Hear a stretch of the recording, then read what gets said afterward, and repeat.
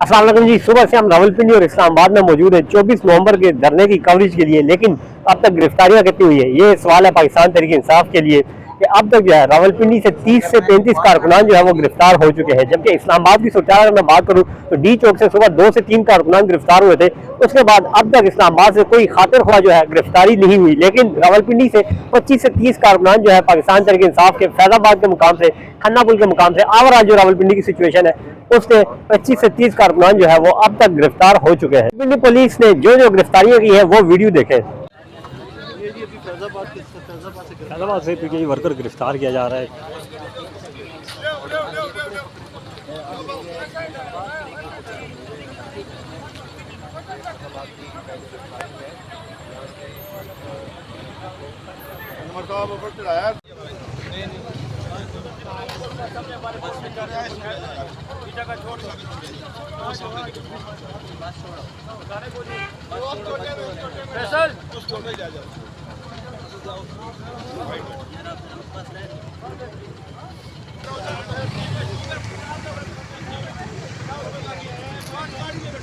ठीक है okay.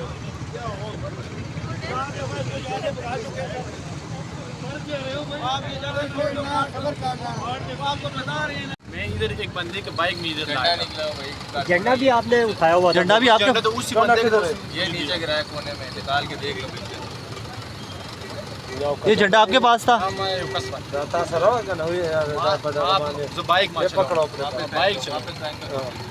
Bike क्या चलाते हो? बाइक चलाता। झंडा आपका नहीं है? झंडा वो दूसरे बंदे का सिर भी था, आपके भी था उसके पास। ओके। सूरत है रावलपिंडी और इस्लामाबाद के एहतजाजियों की, जो जो सड़कों पे निकलता है Islamabad police, Rawalpindi police, Kashmir police उसे गिरफ्तार करने में कामयाब हो रही है।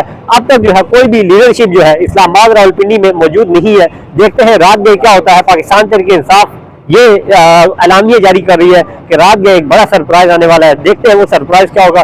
जो भी अपडेट होगी आप तक पहुंचाते रहेंगे।